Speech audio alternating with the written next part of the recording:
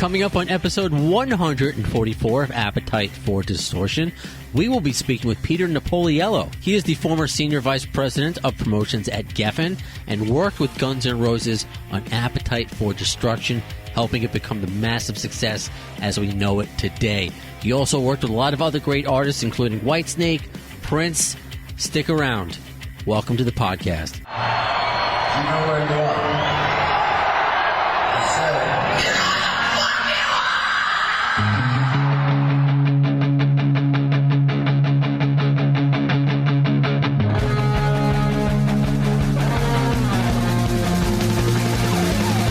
This is Appetite for Distortion.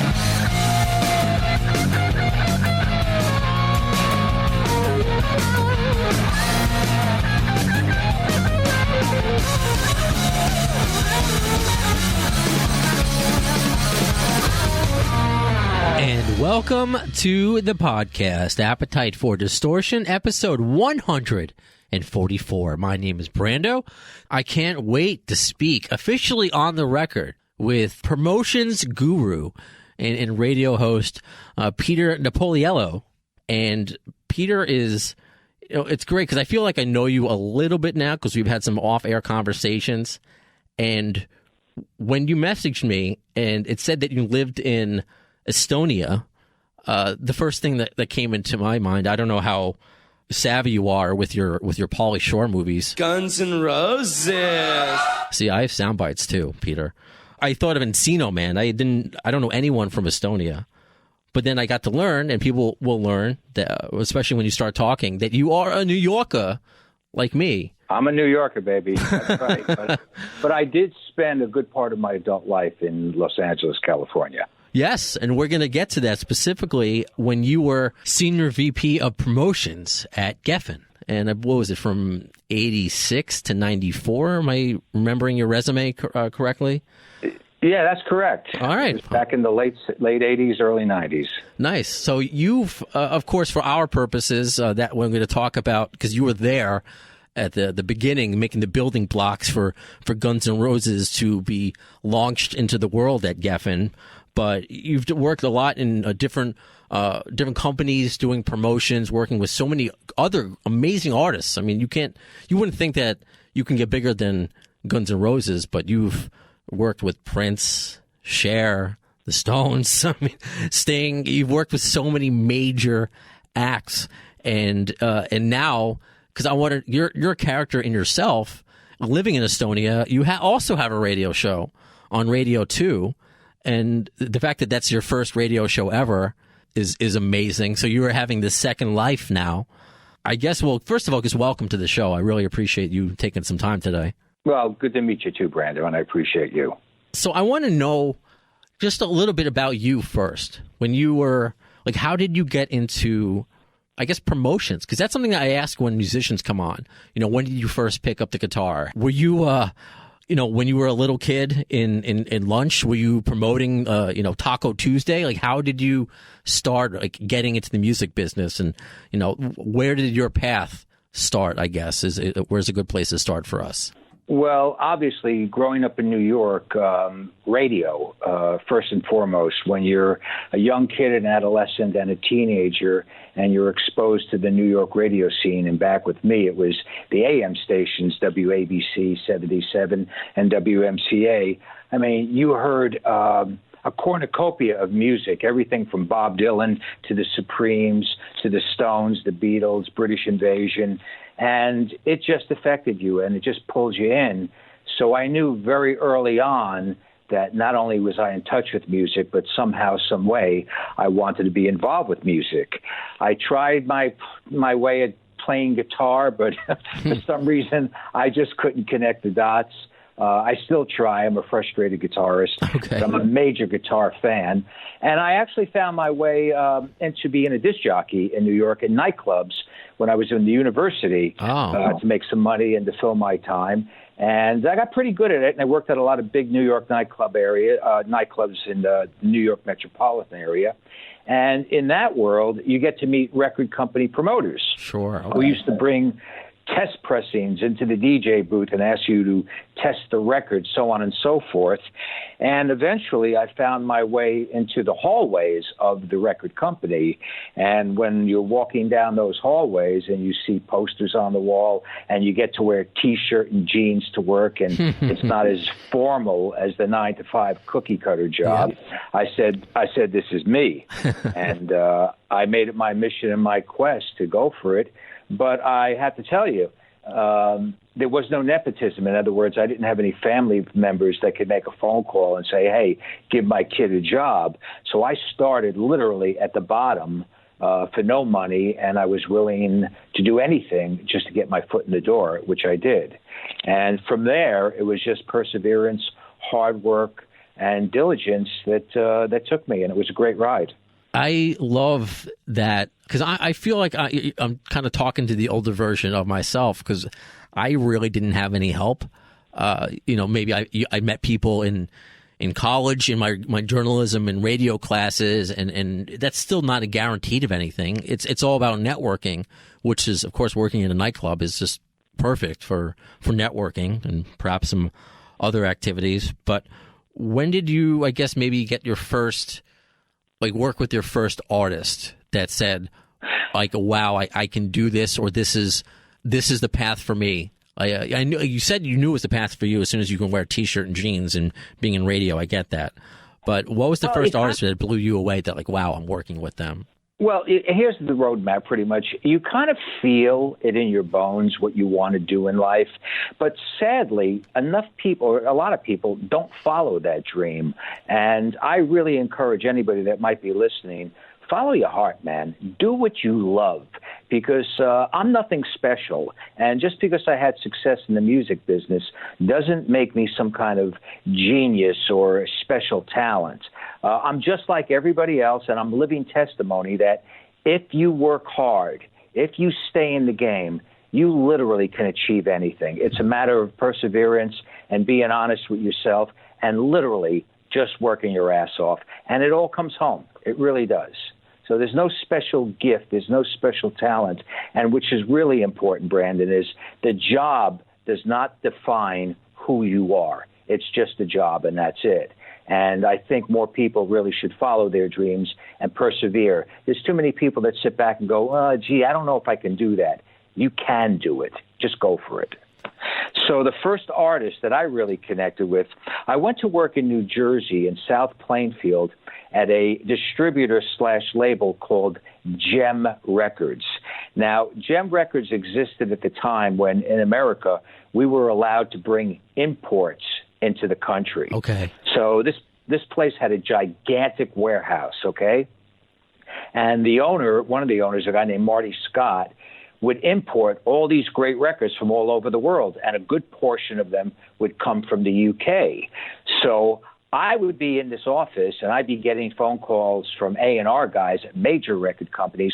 What's good? In other words, I was the litmus test, and I'd say, well, we just got this thing in by this band from Finland called Hanoi Rocks, or we got this band called Big Country, and I was the king of imports. So I started to get a lot of contacts, and not only that, I started to discover a lot of bands myself.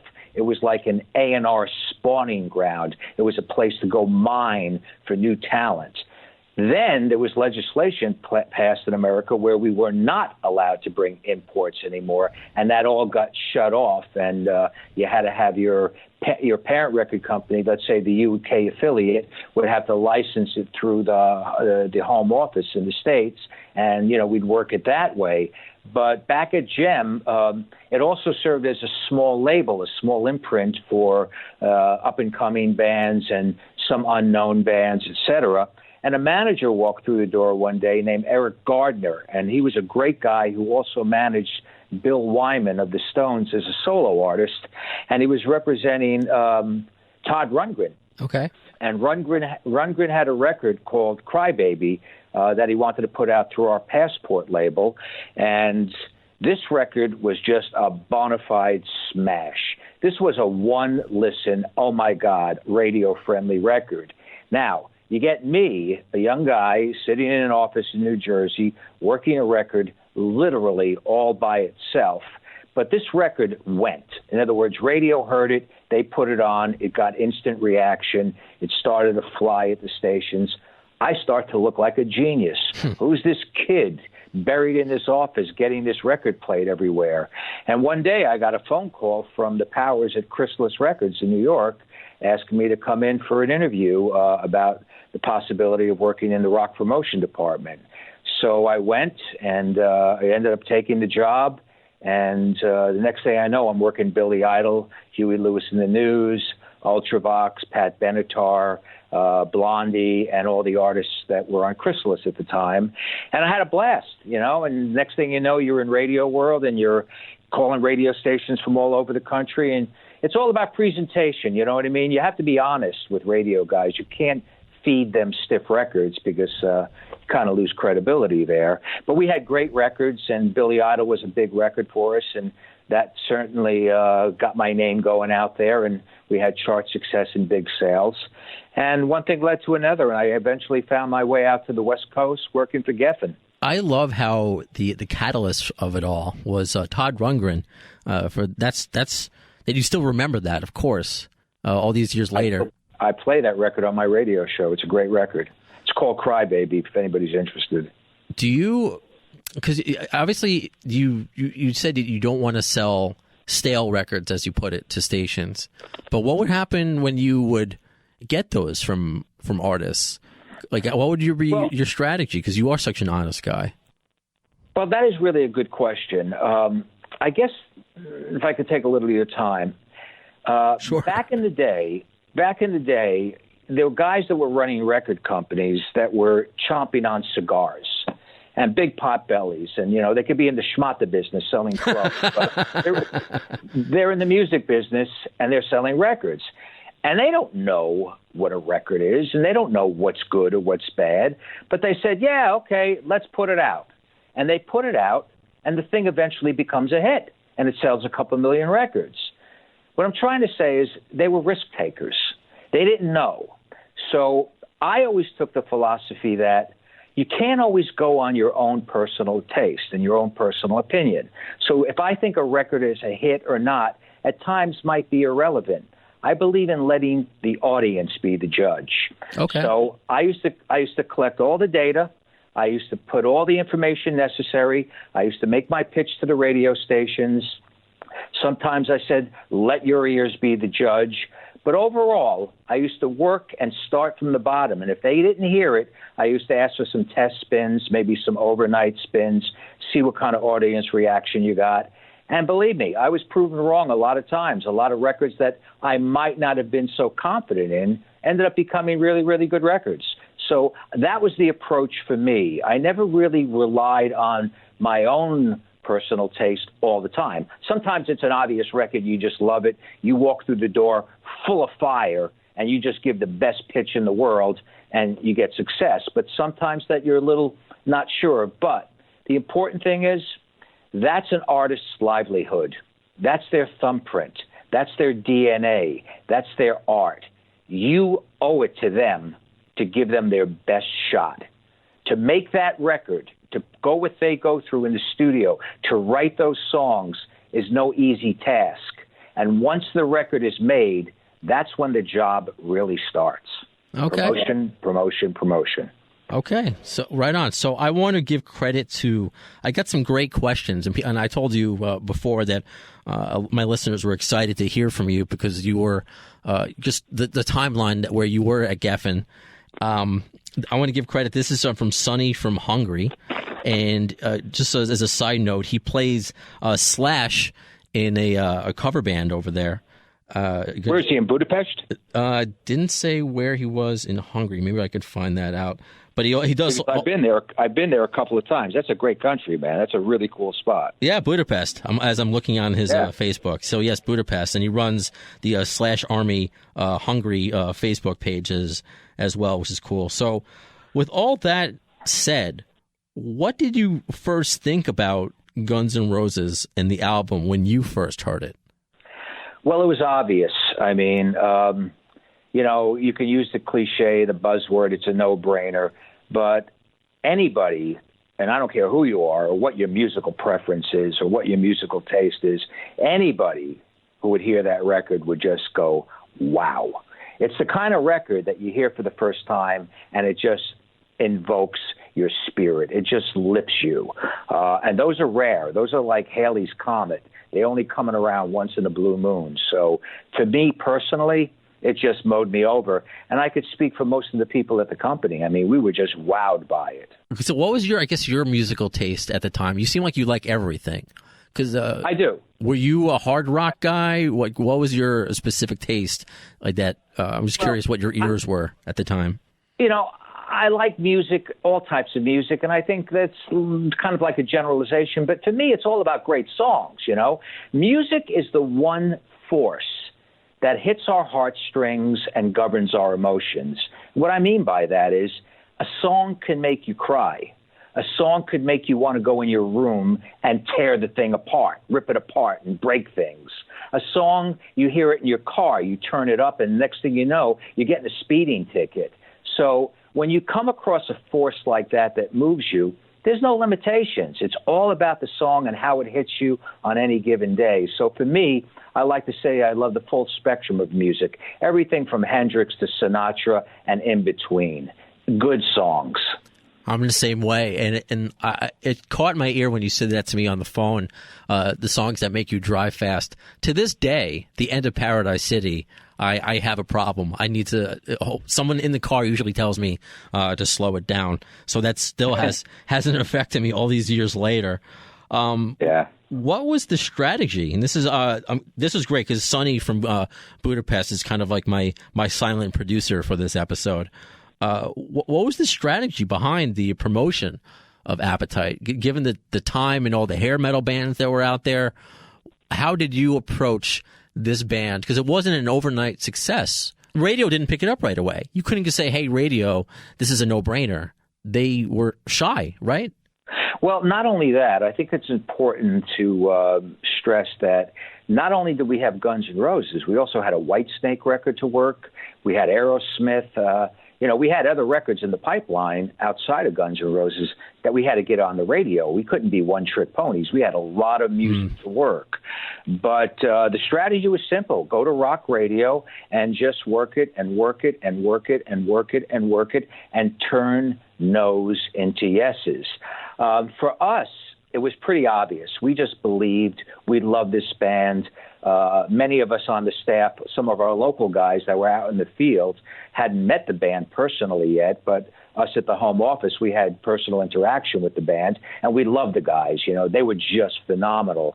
So it was the full package, and they made us, just with their likability, they made us want to go out and kill for them even more. Well, at least I did, because I really took a strong liking to all those guys, and I felt their angst. I knew exactly where they were coming from, and the music just moved me. So, being around them, you feel that energy, and it's addicting, and it just makes you want to go out and kill for them. And literally, that's what I did. And, I could speak for the other guys on the staff, too. They did, too. And, when you're on a conference call and you're giving direction, and at the time I was working for, I think, the best promotion man in the history of music, a guy named Al Corey.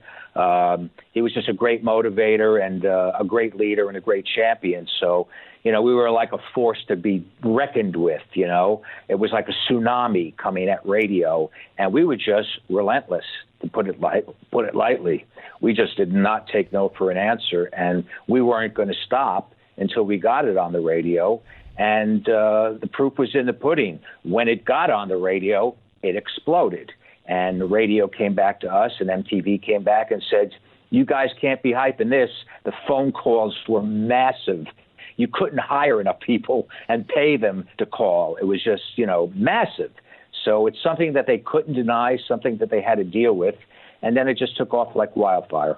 There's also something else to really, really stress, that when this band played, they blew everybody away, because live, I don't care who was on the Sunset Strip, what hair bands were out at the time, nobody can touch Guns N' Roses. Nobody.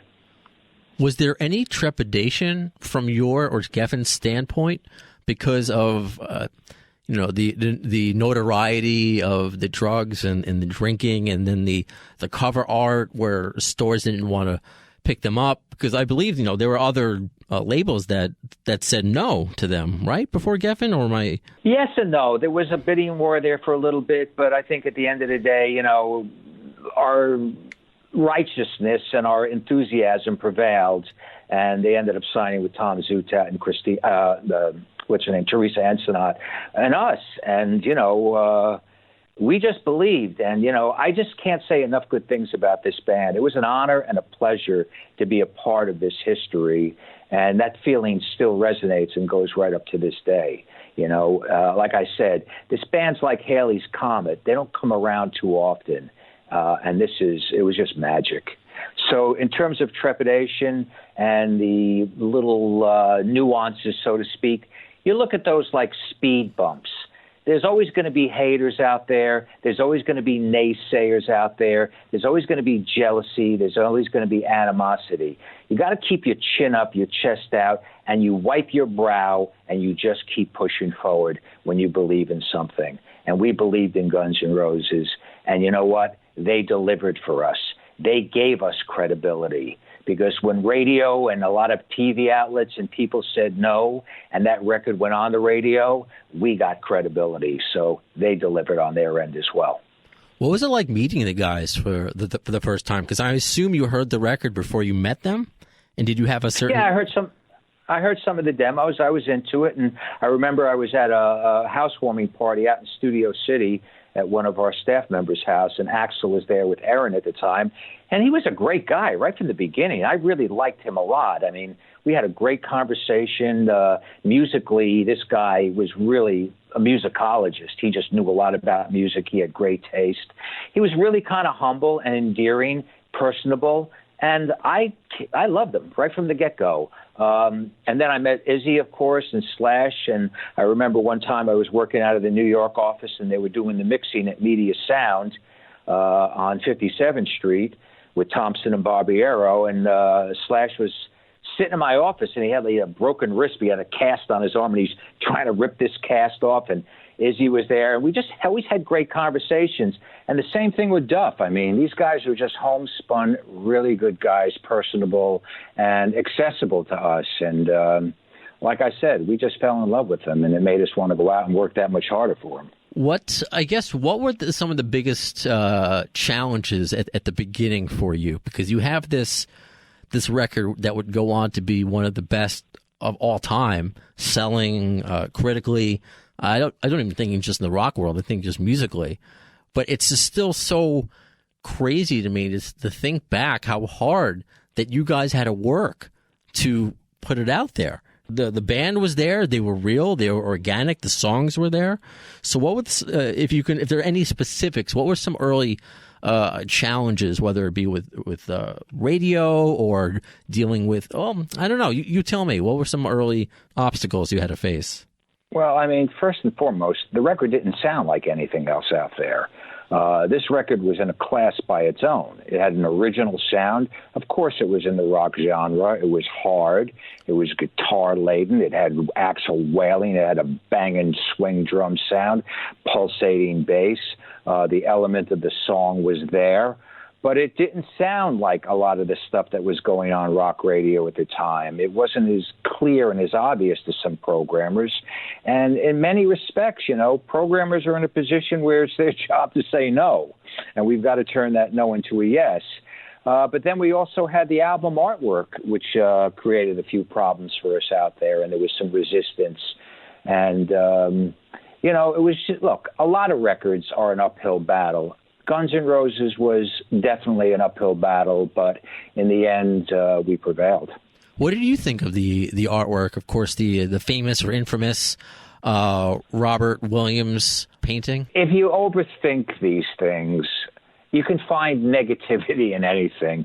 I remember as a kid, Moby Grape came out with an album, and it had Skip Spence and the boys sitting on the front cover, and there's like a washboard, and one of the guys is flipping the bird. He's giving the finger there, and that created controversy. And then there was the old Blind Faith album, or I believe it was Blind Faith, and it had like a caricature of one of the guy's daughters, and she was underage, obviously, and she was topless. But it's art, you know what I mean? So they weren't trying to push anything negative or pornographic or misogynistic or chauvinistic. But like I said, you can overthink things and find negativity in anything if you want to, you know what I mean? But, you know, you got to get past the album artwork, and you got to get into the record, what's on the vinyl. And that's where I think radio should have really focused. And that's where they ended up going. So the rest is history. What was the experience like seeing that Halley's Comet just take off? Because you, as you mentioned, you were working with other great artists at that time. You know, Geffen. You also working with Whitesnake, and you know they had success, but the GNR's kind of success was different. Did that meteoric ride feel different to you? Did you? Absolutely. Yeah. So Absolutely. Tell us about that if you could. Well, look, Whitesnake, of course, had the pop element, too. Those records crossed over the top 40, you know what I mean? They were big, and Whitesnake was a tremendous success. But when you get an act like Guns N' Roses that isn't obvious to a lot of people, and it sounds different, and then you got a band that isn't of the norm, that separates itself from everybody else that's out there, not only in look, but not only in sound, but also in look and also in temperament, it's more rewarding because it's like Rocky, the movie Rocky. You're the underdog. You're swimming upstream. You've almost got people working against you, and then you cross the finish line and you finish the race, and that record is as big as anything else out there and bigger. That's a rush, man. That can't be described. That really can't be put into words. It's surreal.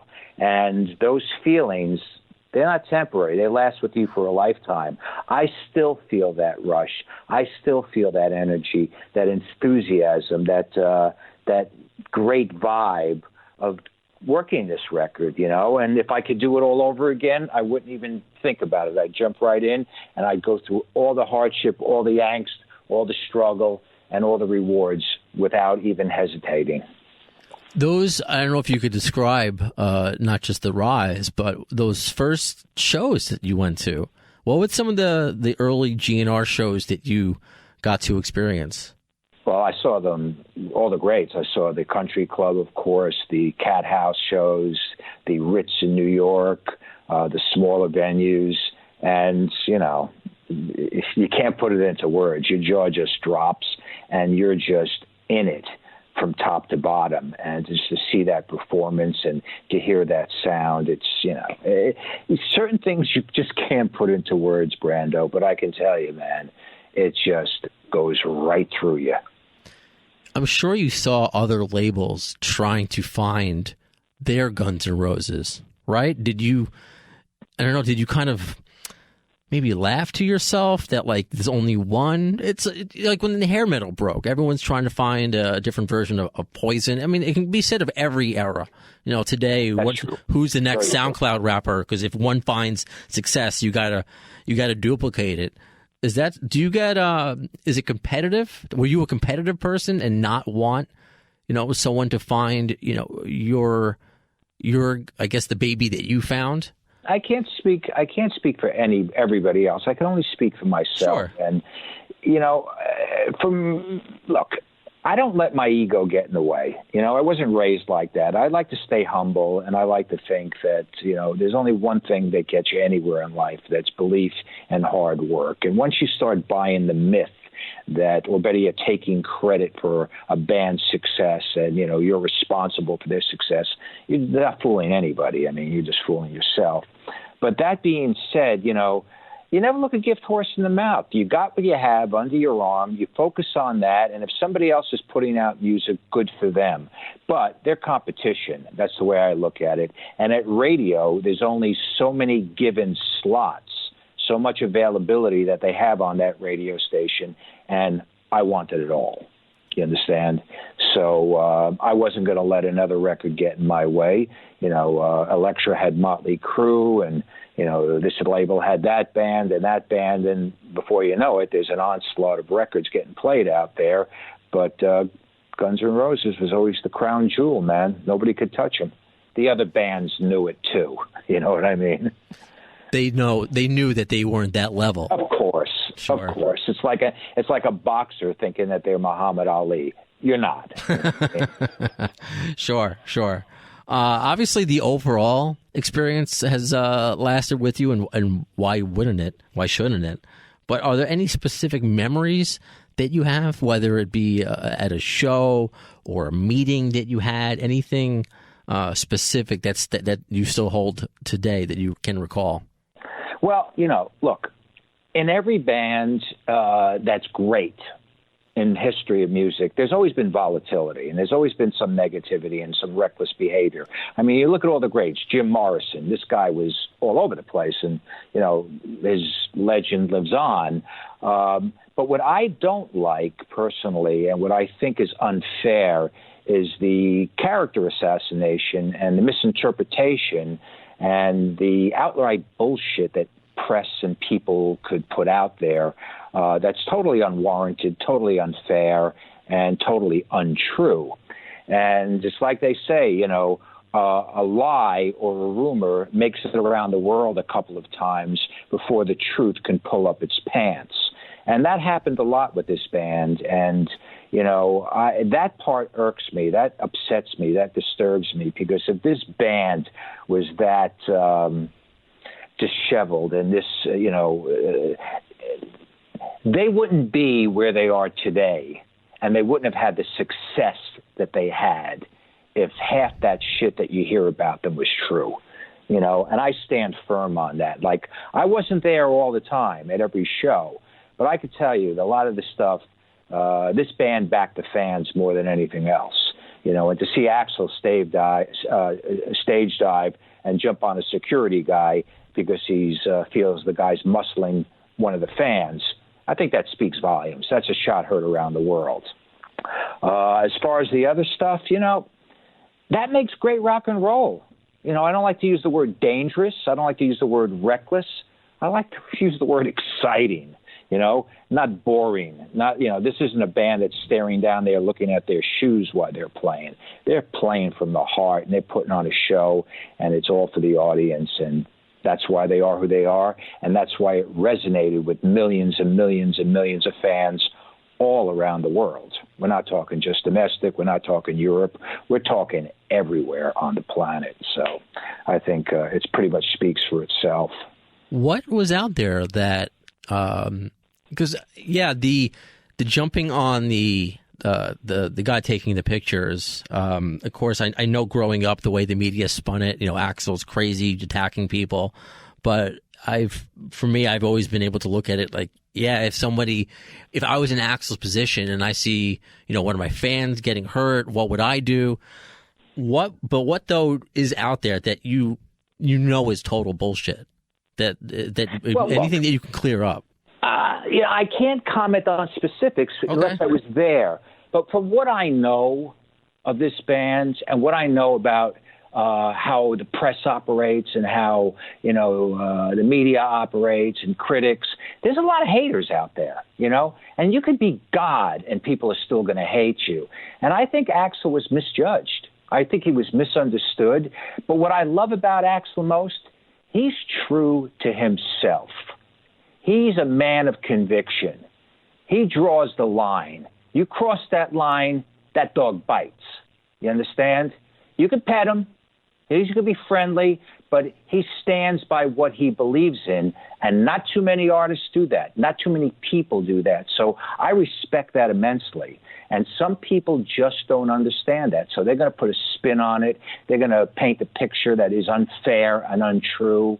But again, anybody that's that destructive and that's insane and whatever else they classified him as, you're not going to go the distance that he's gone. And you're not going to be in your 50s today singing 3.5 hours on stage, wailing and moving. I mean, he's not sitting down singing torch songs. He's putting on 3.5-hour shows consistently. He's showing up on time. This band is selling tickets everywhere around the world, and they're getting ready to go out on another leg of the tour. So, my hat goes off to them. And, when it comes to the haters out there and the people that spread lies and misnomers, I extend my middle finger to those people and say, good luck, But there are people that love that controversy, and they feed on that. And, it kind of makes the world go round. But truth be told, this band is righteous, and this band is honest and true to themselves. And you got to respect that. And not only that, listen to the music. They deliver. They just deliver. What else? What more do you want, It's funny. The only time he sits down is when he broke his foot, and he would still put on 3-hour shows. And you know what, Brando? Mm-hmm. Name one guy who had a broken foot who would even go on stage. Well, Dave Grohl, but... Well, yeah. Well, I think you understand what I'm saying. Sure. Yeah. When I was looking at the Texas show that I'm going to, Austin City Limits, and, when you're a festival... They have to slot every band when they come on and everything. And I think it had Guns N' Roses for, 2.5 hours. And I actually said to my girlfriend, I'm disappointed. I thought they usually do an hour more than that, or at least a half an hour more than that. So it's going to be, you're right. They couldn't be where they are now, even though you couldn't do the tour that they're doing now with the intensity that they're doing, traveling all over the world for, it's not an hour set. I've been to concerts where they've just played an hour and not be and not professional. only that, Brando, this is really mind blowing. Is I saw them in Helsinki, and then I saw them a year later here in Estonia, and they did over 80,000 people. And Jeez. I can tell you, for that 3.5 hours, Axl's not going backstage and taking a powder. He's on stage. He's singing. They're playing. They're moving. There's no breaks. I barely saw sips of water. They're just going and going and going. It's a machine, and it's massive, and it's just like a freight train just coming at you. And wow, that's the only thing I could say. And I've seen them all. I mean, I've seen every band. I've seen Hendrix. I've seen many bands throughout the years, and this band is just like, they just wow me. And I'm not just saying that because I was involved with it. I just call it for what it is, and prove me wrong. Anybody can step up and prove me wrong. I'll debate that all day long. Jumping off that, whatever other artists that you've perhaps seen, like a Jimi Hendrix, which is just mind-blowing to me, what other artists that you've worked with could be comparable to, I know no band can be the exact comparison, but anything that you can think of that it was like this artist I worked with, or were they just completely different?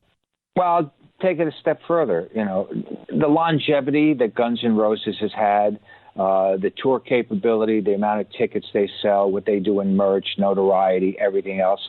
You got to put them up there with bands like the Stones. Who else is out there? And you too. I mean, who else is out there doing these sellout tours consistently? And Metallica at the level that Guns is doing it. I mean, Axl's been nonstop.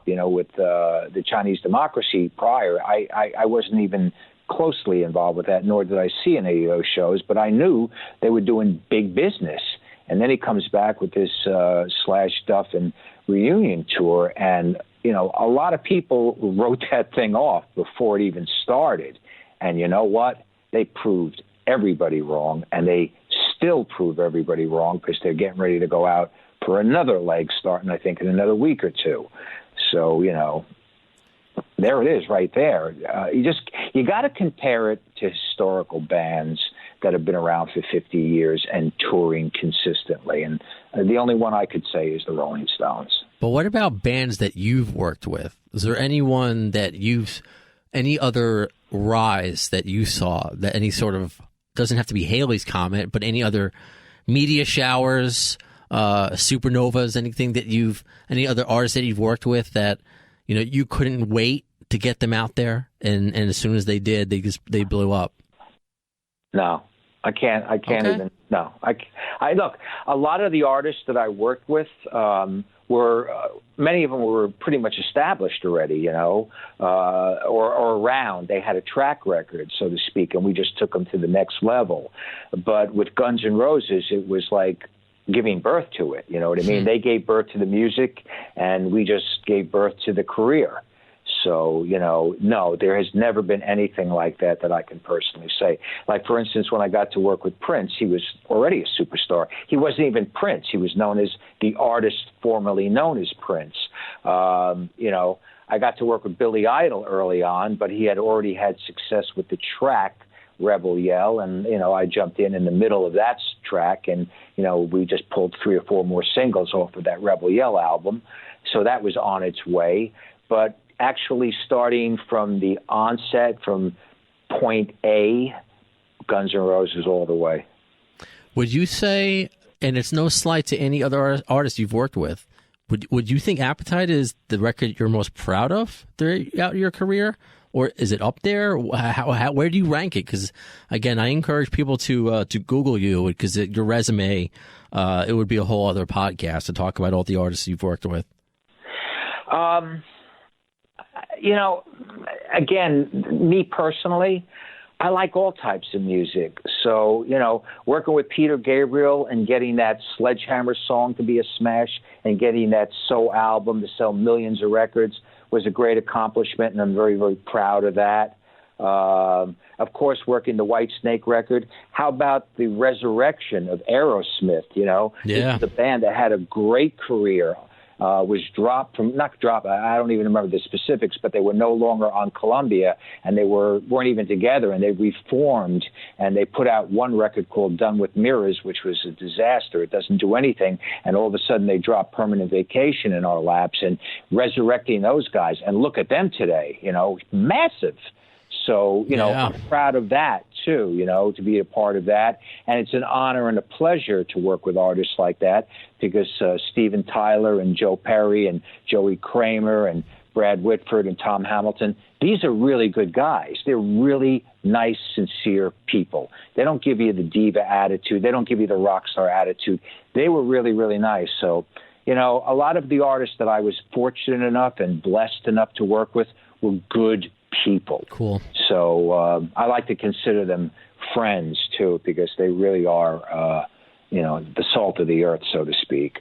Don't get me wrong. I've worked with some real pain in the asses that the minute their record went gold, the nose went up the air, they stopped talking the radio, they started alienating people. And, I don't want to name bands, but believe me, they're out there, and, it's good for them. So you told me off the air, and I didn't get the story from you off the air, so I want to be surprised. You said you had a good story about the artist formerly known as Prince, as you knew him at that time. What's your Prince story? Well, we started to work with Prince when I was working for EMI, and Charles Koppelman had done a P&D deal with him, a pressing and distribution deal, where we were going to handle the marketing and promotion. And he was not allowed to use the name Prince because he was no longer, Warner Brothers had owned the name, so he was using the artist formerly known as Prince. So we would refer to him as the artist. That's what we would call him. Yeah. But wait, that's why? Sorry to cut you off. That's why he changed? I thought he changed it because he was, special. No. Eccentric. Again, I don't know the exact reason, but I believe it was something contractually with Warner, where he really wanted to get off the label, and there was some speed bumps there. So he was able to do it with some savvy negotiating, and Warner's ended up owning the name or something like that. So he had to go by the name. Well, he chose to go by the artist formerly known as Prince. Oh, okay. Not 100%, but I'm pretty confident in that. All right. So we're referring to him as the artist, and like other artists, you hear that they have a reputation and they might be difficult to work with or sensitive. And you got to be careful around artists, especially an artist of that caliber, because it's a new relationship. We don't want to alienate anybody. We want to show good faith. We want to do the right thing. So a lot of people, when they were around him during the making of the record, et cetera, and the release, were walking around eggshells. They were tiptoeing around him. I like to be real.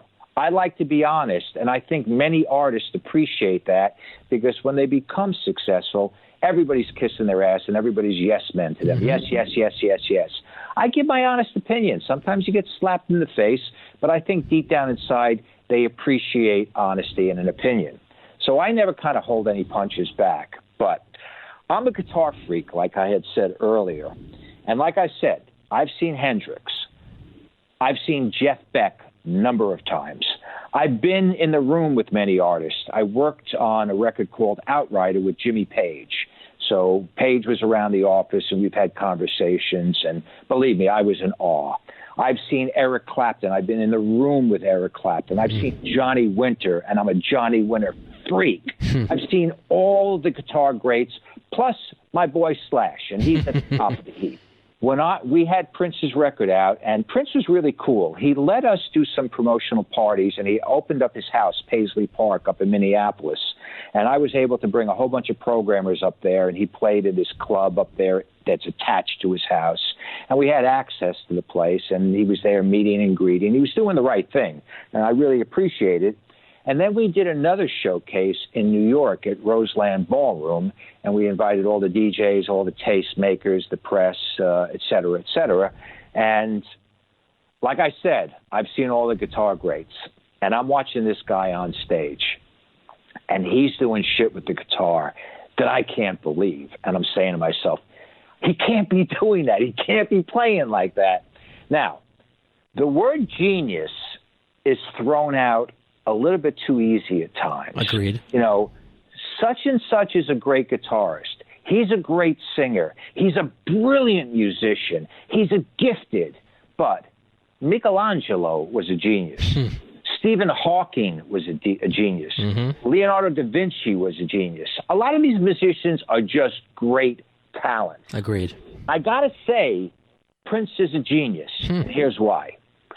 At the after party, after the show at Roseland, it was downtown in a club in Soho on Green Street.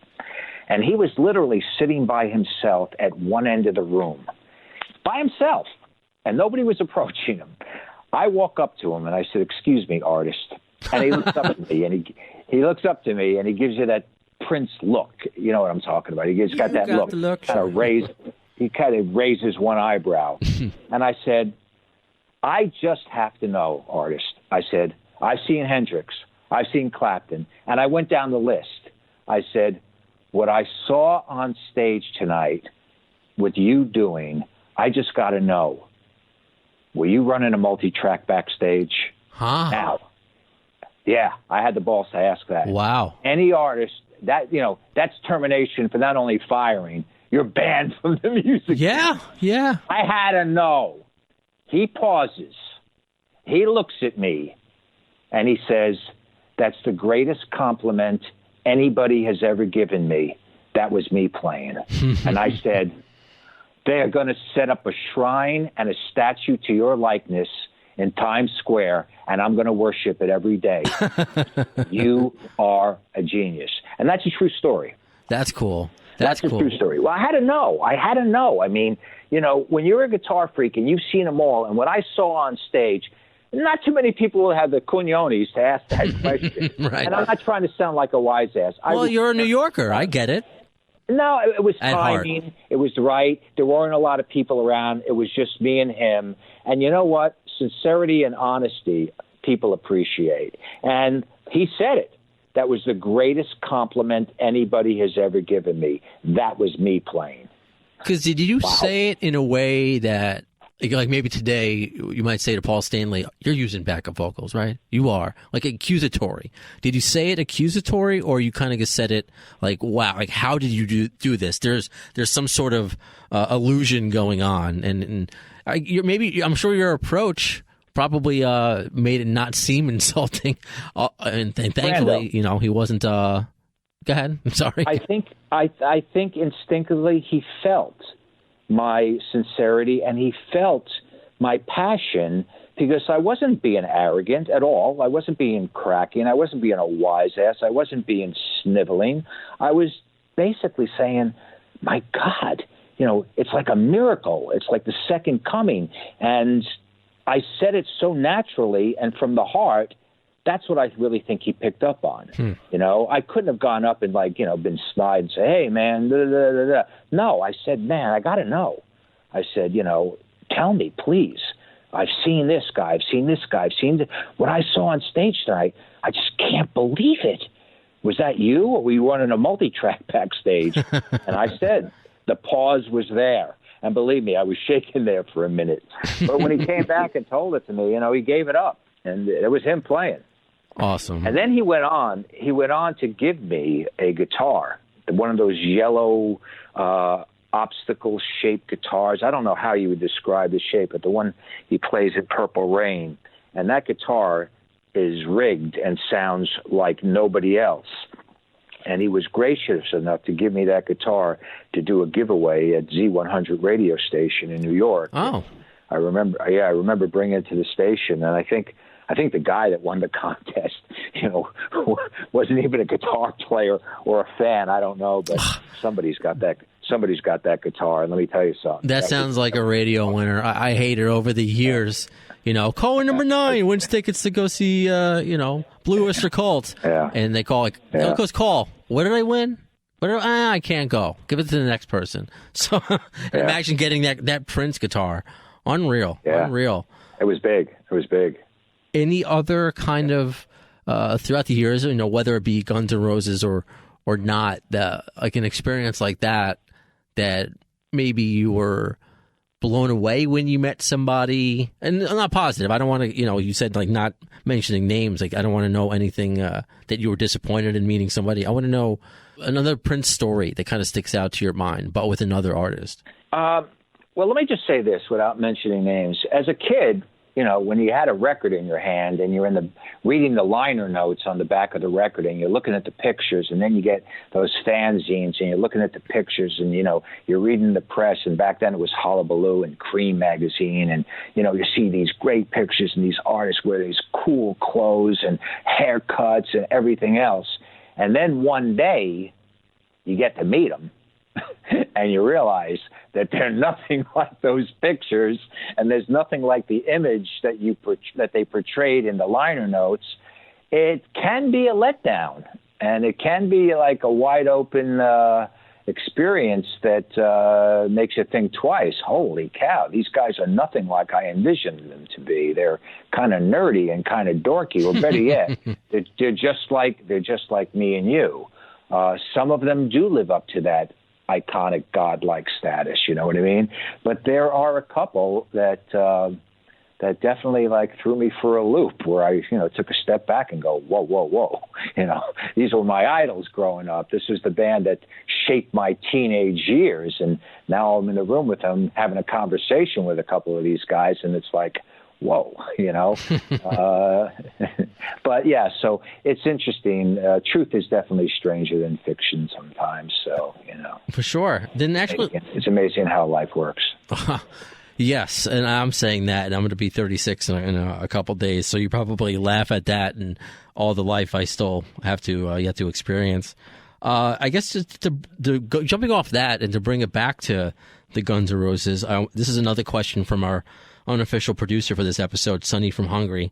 So making them look like a second Motley Crue raw version, bad guys, alcoholics, was it a strategy towards press, or were they really that wild? Well, with all respect to Sonny, we never, ever presented this band, or this band, did they ever emulate anybody else.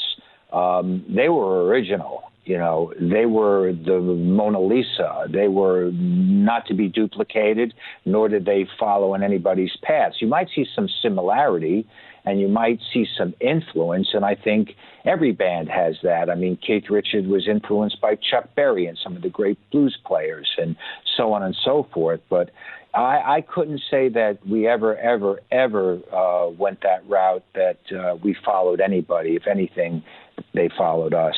But you said a lot off the air, and even during this conversation, of how organic and real they were. And that's why, in addition to just the music itself, why people like me, and especially those who grew up with Appetite, I was born in '83, so I wasn't listening to Appetite when I was 4. It was more like the Muppet Babies. But they were the real deal. So it's not like you had to portray a certain image for them. They just were, right? That's really true. And that's why I say, again, and no disrespect to any other artist out there, but, the music business is a strange place. And to quote Hunter S. Thompson, the music business is a cruel and shallow money trench, a long plastic hallway where thieves and pimps run free, and good men die like dogs. There's also a negative side. So taking that quote and looking at some artists and the way they release records, there are a lot of bands and there are a lot of acts who kind of look in the mirror and say, all right, we're going to wear our hair like this and we're going to wear these clothes. It's kind of staged. Guns N' Roses was the furthest thing from staged. That was just an original. You know, like I like to use the word Halley's Comet. They don't come around that often, you know, and they cannot be duplicated and they cannot be emulated, you know. There is no substitute when it comes to Guns N' Roses. It is what it is, and nothing is like it. It's an original. So I hope that answers your question. I know, look, yeah. I'm a truth teller, you know what I mean? And I really believe all these things I tell you. And the reason why I believe all these things is I witnessed it. I was there. And it's not about me taking bows. It was my job. But I think it's important that the listening audience and the people out there really understand who this band is and not fall prey to the hearsay, the gossip, and the articles that were about selling magazines, and today the websites that just want clickbait. This band is and was as true as they can be to themselves. It's no act. It's who they were born to be. It's destiny. And that is why it was so massive, and that is why it resonated so strongly with all walks of life. And again, I don't care who you are, young, old, middle-aged, a young teenager today, what your musical preference is. When you hear Guns N' Roses music, you are affected in some way, shape, or form. And usually it's a positive way. You hear it all. You hear great vocals, great guitars, pounding bass, killer drums, and great songs. And just to put the cherry on top of the cake, a performance bar none. You can't ask for any more than that. You know what I mean? And they still deliver to this very day. So, like I said, hate all you want, naysay all you want, make up fabricated stories all you want. No stopping this band. No, it doesn't seem like it. Not in this lifetime. It seems to be forever in a lifetime right now. Brando, that's from the heart. And those that know me, know, I'm not trying to sell this band. I don't have to. I'm just giving it like it is because I think there's a lot of stuff that's been said about them that's unfair and untrue and unwarranted. And that's the sad part about it. I like fair and honesty, and I like the real deal. Yeah. There's an old expression, is it real or is it Memorex? This is real.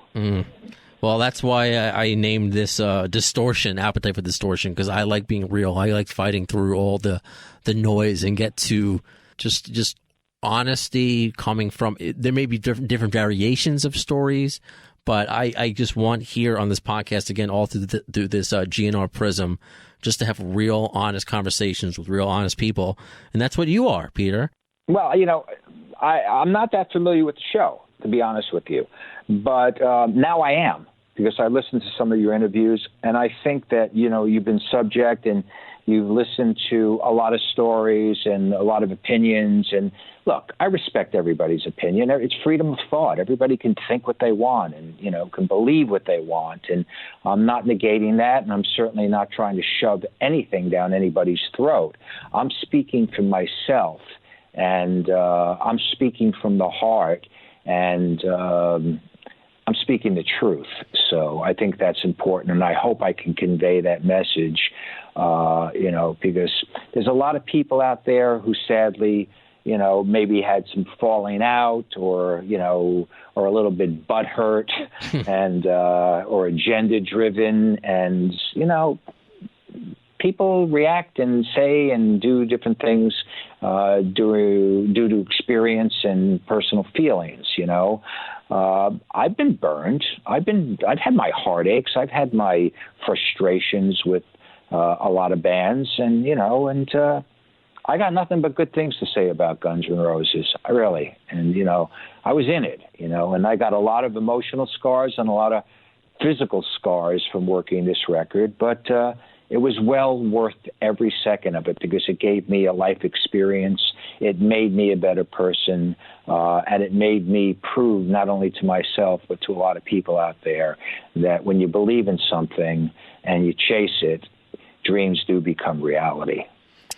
And now with your life experience, with your honesty, your reality is being a radio DJ in Estonia. So just catch us up what you're doing right now on Radio 2. And it doesn't matter where you are in the world. People can listen to anything, anywhere, anyhow.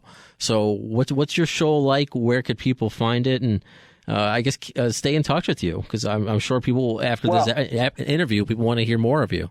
I'm an open book, first of all. I'm very accessible, and I like helping people. I like giving advice. I don't charge for it. But, working with radio for many years throughout my career doing promotion in music, I never really realized how difficult it is to do a radio show and how hard it is and challenging it is and how much pressure it is to be an air personality. Some things we take for granted. We think a DJ just sits in a room and throws on records and talks. There's a lot of prep behind it. And little did I know that they're special people, put it this way. I've always respected radio, but now I have a newfound respect, and I'm in awe of radio because I decided here in Estonia I wanted to do a radio show, and I found my way to Radio 2, which is a commercial-free open format, which means I could play anything, no commercials.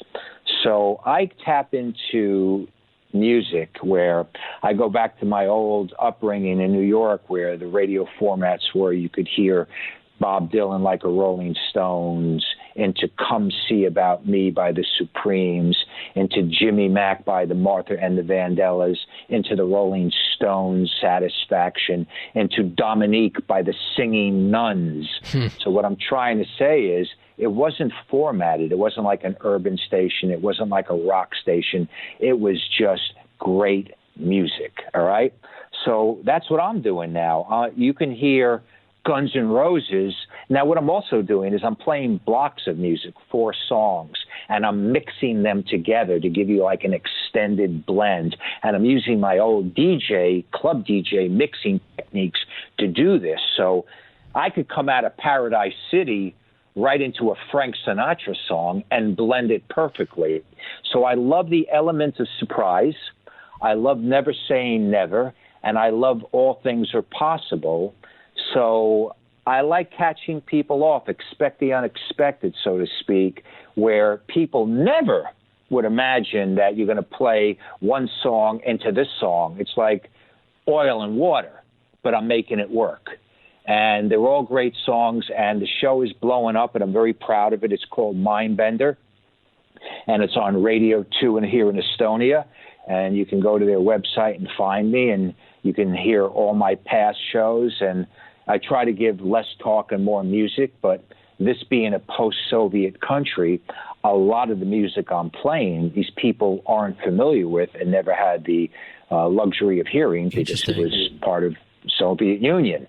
So I like to tell little stories behind it. I like to give some insider information. If it's some music that I was working with myself, I might go a little bit deeper.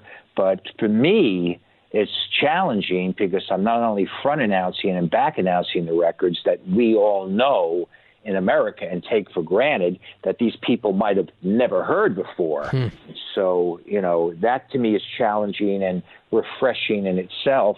And it makes me proud to be like, turning people on to great music that we were privileged enough to hear, just by second nature, that they were, never even, they used to put it this way. I speak to people here that tell me stories how somebody would smuggle a cassette in to the country, and everybody would go into the basement of their grandmother's house and like quietly listen to this thing. And I say, really? Wow. They go, yeah, it was so great.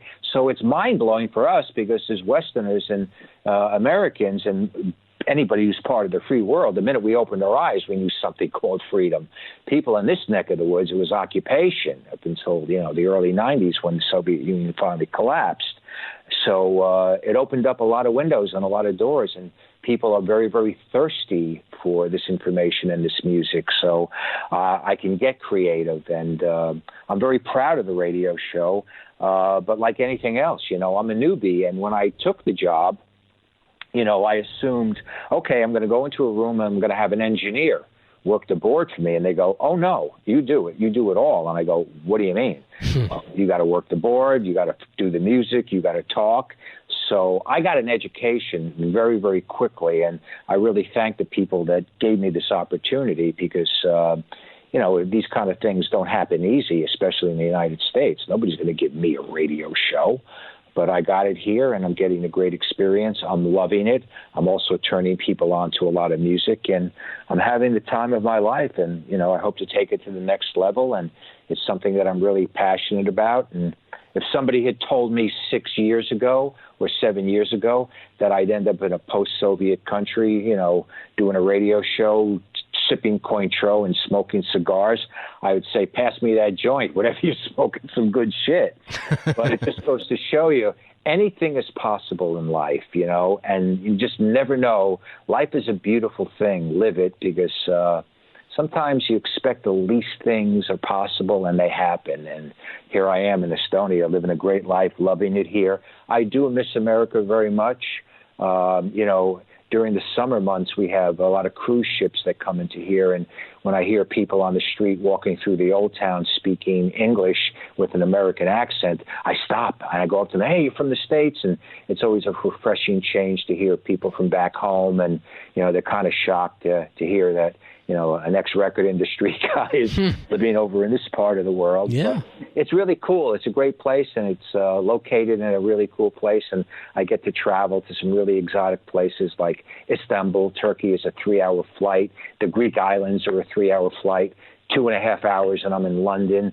2.5 hours I'm in Rome. An hour I'm in Helsinki. An hour and 10 minutes I'm in Stockholm. An hour and 15 minutes I'm in St. Petersburg. An hour and a half I'm in Moscow. And the flights are relatively inexpensive. So I get to see some really good places. I get to meet some really, really cool people and just expand my horizons. So it's been good. And I'm very grateful, and I'm very thankful, and I'm very fortunate. But I do want to stress one thing, Brando. Mm-hmm. Nothing came easy. Nothing was handed to me. I wasn't spoon-fed. I didn't have any more brains than anybody else. It wasn't about being talented. It was about belief. It was about hard work, perseverance, and, just not getting off the dance floor, staying on the dance floor, so to speak. Well, it sounds like you're still living the dream. It's quite amazing, and still after yes, this episode recording, and after the phone call conversations we've had privately, I just know just a tip of the iceberg of your story and experiences, and I think just by you being you, you're an influence on other people, and just a great example of where you can go in life. Literally and figuratively, you can do anything. You can go anywhere. GNR has that song, It's So Easy. Well, it's not for you. It wasn't so easy, but I'm sure it was, and it has been and will continue to be worth it for you. So well, like anything else, I think it's important that people out there and the listeners, anybody out there understands that you got to stay true to yourself, and you got to be who you are. And just keep at it, because I was misunderstood, and my character was assassinated many times, and I've had rumors spread about me, especially when I didn't do anything to other people in the industry, outside of the industry, in life. And it's the nature of human beings. It could be a really cruel, cold-hearted, calculated world out there, and you can't let hearsay, and you can't let negativity, or you can't let haters get under your skin. You kind of have to look past it and say, I must be doing something right, because that's usually the case. You're doing something right, and that's when I say stick with it and keep going, and stay in your lane. And life isn't easy. The Dalai Lama said it best. If you go through life thinking that life is easy, you'll never be happy. But if you go through life saying life is difficult, you will find happiness, because when the good times do come, you appreciate them that much more. And further, taking it further, we learn something new every day through experience, and that will continue until we take our last breath. We never know it all, and anybody who thinks they have it all figured out, you're fooling yourself. Be positive, be a good person, and always help others that are less fortunate than you. There's a great reward that comes back. It's called karma. Yeah. Well, Peter, I mean, this has just been an utmost pleasure getting to know you a little bit. If you're ever in the States again, specifically New York, I would love to meet you, have you in studio. But of course, you're always welcome back on the show. Since you're a radio professional, you can always be my co-host, and we can do an interview together.